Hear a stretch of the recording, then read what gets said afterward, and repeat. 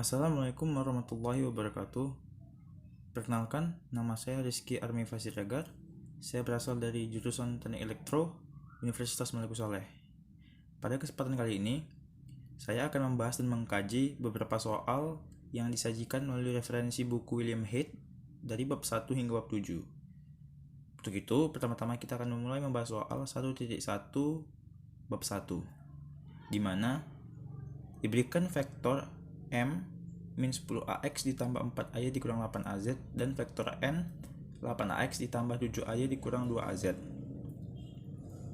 Kemudian kita disuruh mencari vektor satuan arah dengan min M ditambah 2N, besarnya 5AX ditambah N dikurang 3M, serta norma vektor M dan norma 2 kali vektor N dikali dengan vektor M ditambah vektor N. Nah, pertama-tama, langkah yang harus kita pahami adalah kita harus mengoperasikan kedua vektor min M ditambah dengan 2N. Nah, jadi kedua vektor ini harus kita operasikan, di mana untuk mempersingkat waktu, hasil dari operasi vektor tersebut kita dapatkan adalah 26X ditambah 10Y ditambah 4Z. Nah,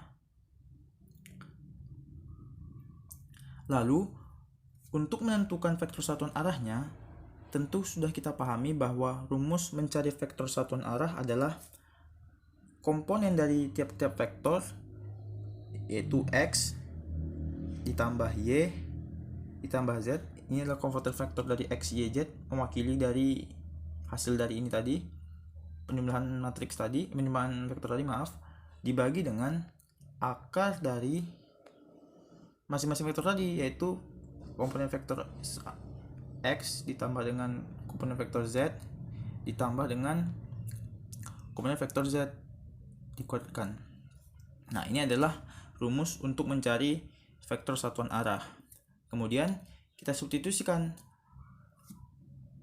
komponen dari hasil dari operasi vektor min M ditambah 2N ini kita masukkan kemari, kemudian kita keluarkan juga, lalu kita substitusikan ke akar dari komponen vektor tersebut.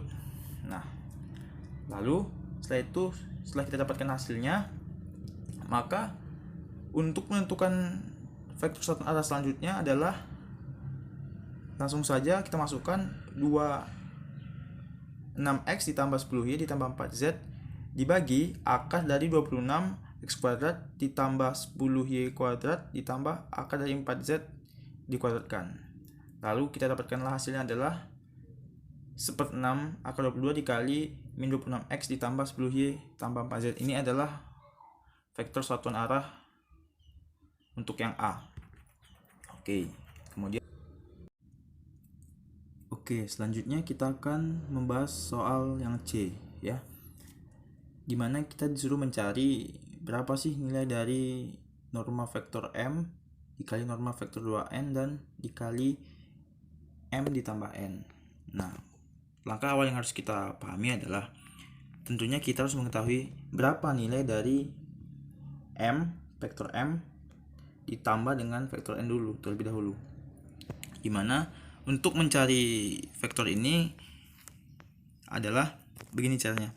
10 min 10 tadi, min 10 ini ditambah dengan 8. Hasilnya adalah min 2X.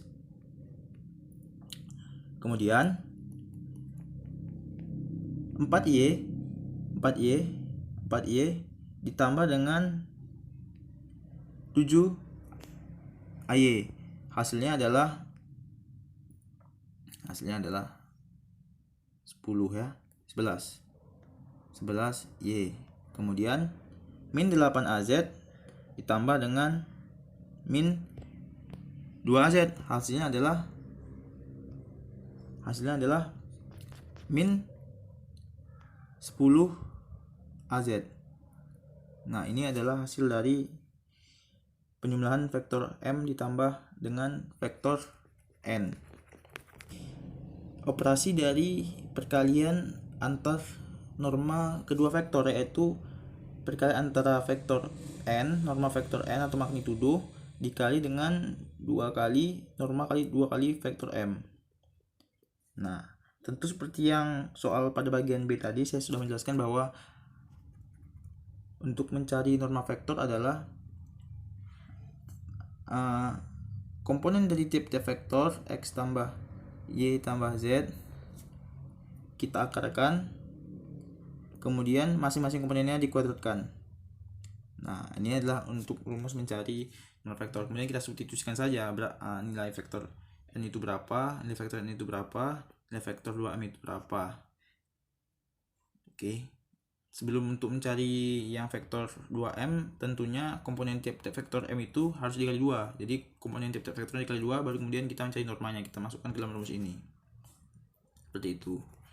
Nah, kemudian hasilnya dari operasi yang sudah kita jabarkan tadi adalah untuk hasil dari vektor n dikali 2m adalah ini, 18 akar 65. Kemudian dikali dengan hasil yang sudah kita dapatkan di atas tadi. Untuk mencari m ditambah n, yaitu min 2x ditambah 11y dikurang 10z. Kemudian kita kalikan.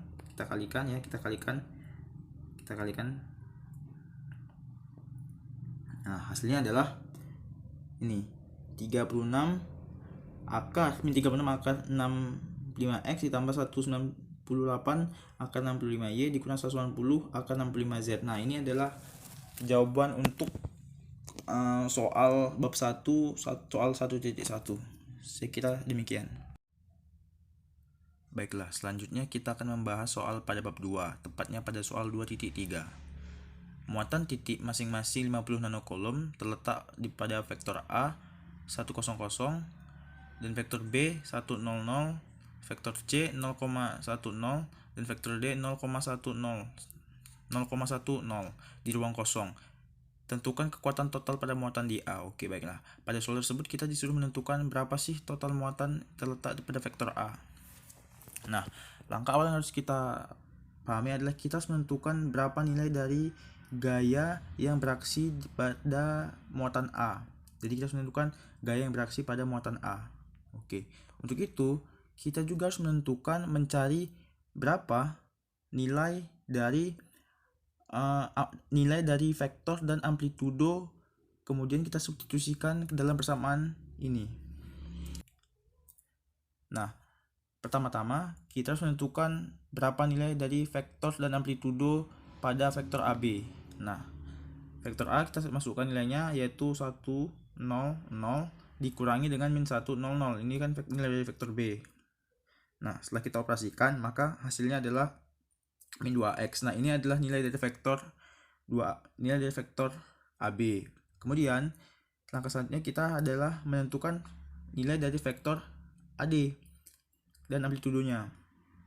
Nah, untuk amplitudo sendiri nih, amplitudo rumusnya ini sama dengan rumus untuk mencari norma pada vektor, ya. Jadi nilai dari komponen vektor tadi itu dikuadratkan, maka dapat hasilnya nih, nilai dari ini masing-masing nih, x tambah y masing-masing dikuadratkan. Nah, maka ini adalah hasil dari amplitudo. Oke, ini adalah nilai dari amplitudo. Langkah ini kita lanjuti sampai pada vektor satuan arah AC. Dan kita harus mensubstitusikan nilai dari vektor dan amplitudo ke dalam persamaan ini. Nah, untuk persamaan ini sendiri didapat dari rumus yang sudah disajikan di buku William Heath, yaitu rumus intensitas medan elektrik, yaitu rumusnya F1 sama dengan Q per 4V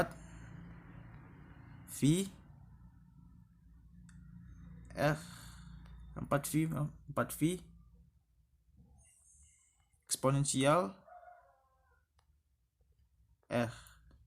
Nah, ini adalah mencari nilai dari intensitas medan elektrik yang juga dapat digunakan untuk mencari nilai dari berapa gaya yang bekerja pada salah satu vektor tersebut, berapa gaya yang bekerja pada salah satu vektor. Nah, sehingga dari persamaan di atas tadi kita langsung mensubstitusikan nilai dari amplitudo dan vektor ke dalam persamaan yang telah kita sajikan. Maka setelah substitusikan, maka dapatlah hasilnya 21,5 mikro AX dikali N. Baiklah, selanjutnya kita akan membahas soal pada bab 3, tepatnya pada soal 3.7, di mana kita dituntut untuk menentukan total muatan pada konduktor tertutup, lebih tepatnya pada permukaan bola dengan V sama dengan 1 mm. Kemudian kita juga harus menentukan nilai dari D atau density dengan menggunakan hukum Gauss pada permukaan V sama dengan 1 mm. Nah, langkah awal yang harus kita tentukan adalah kita harus menentukan muatan pada konduktor tertutup dari permukaan bola ketika R-nya sama dengan 1. Oke. Nah, untuk menentukan total muatan di sepanjang L pada konduktor tertutup, maka rumus yang kita pakai adalah ini. Nah, ini adalah rumus untuk menentukan total muatan di sepanjang L yang dialami oleh konduktor tertutup. Seperti rumus berikut ini. Kemudian, kita juga harus menentukan total muatan ketika V sama dengan 1 mm dengan menggunakan rumus di atas tadi. Nah, sudah kita siapkan tadi di atas. Nah, di sini kenapa saya berikan batas pada masing-masing 3 integral ini, 0 sampai 2V, 0 sampai V, dan 0 sampai 0,1 V, 0,001 maaf. Nah, seperti kita tahu, pada lingkaran ini kita juga harus menentukan berapa nilai dari setengah lingkaran dan satu lingkaran penuh. Kita harus menentukan berapa nilai dari setengah lingkaran dan berapa nilai dari lingkaran penuh ini. Serta kita juga harus menentukan nilai ketika V-nya itu 1 mm. Nah, ini kenapa di sini dibuat 0,01, kita konversi mm ya. Makanya kita dapat 0,01. Ini mengapa kita berikan batas-batas pada integralnya itu. Kemudian kita masukkan saja sampai sini pada tab ini. Ini dari integralnya kita masukkan. Oke, sehingga hasil akhir kita dapatkan adalah Q sama dengan 4 dikali 10 pangkat min 9 nanocoulomb. Menentukan nilai D menggunakan hukum Gauss. Nah, rumusnya itu sendiri sebagai berikut. Nah, untuk soal B ini cukup mudah. Jadi kita tinggal memasukkan saja nilai dari Q. Karena Q-nya tadi kan sebelum diketahui, karena kita sudah mencari Q pada soal A tadi, tinggal kita masukkan saja nilai dari Q tersebut. Nah, kita masukkan ke rumus yang telah disajikan. Sehingga kita dapatkan hasil akhirnya adalah 3,2 dikali 10 pangkat min 4 nanocoulomb meter kuadrat. Nah, kemudian kita telah sampai pada bab 4. Untuk itu kita akan membahas soal 4.1 pada bab 4, di mana nilai E pada P rho sama dengan 2, Pi sama dengan 40 derajat, Z sama dengan 3 diberikan sebagai vektor E 100 rho dikurang 200 Pi ditambah 300 AZ dalam 1 meter. Tentukan usaha tambahan yang diperlukan untuk memindahkan muatan pada jarak 6 mikrometer ke arah rho dan B-nya pada arah api. Nah, langkah awal yang harus kita tentukan adalah kita harus menentukan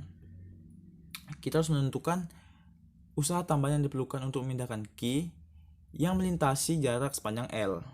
Oke. Jadi kita harus menentukan usaha tambahan yang diperlukan untuk memindahkan Q yang melintasi jarak sepanjang L pada arah arrow.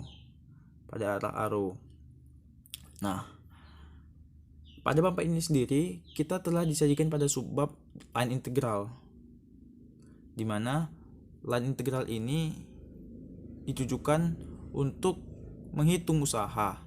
Usaha yang dimaksud di sini adalah usaha yang bekerja untuk memindahkan satu titik bermuatan Q dari satu posisi ke posisi lain. Ya.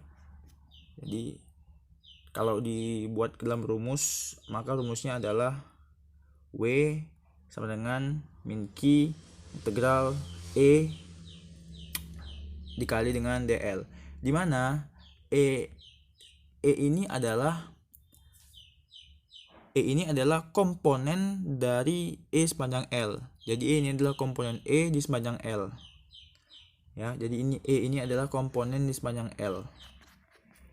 Oke. Selanjutnya, karena pada soal yang A diminta adalah pada arah arrow, maka kita akan menentukan pada koordinat arrow pula. Nah, kita substitusikan rumus tadi ke dalam sini. Kita substitusikan soal dan arah dari vektor tadi ke dalam rumus. Nah, karena tadi diminta adalah dari arah arrow, maka tentu saja integral yang dipakai adalah integral untuk arah arrow pula, yaitu 100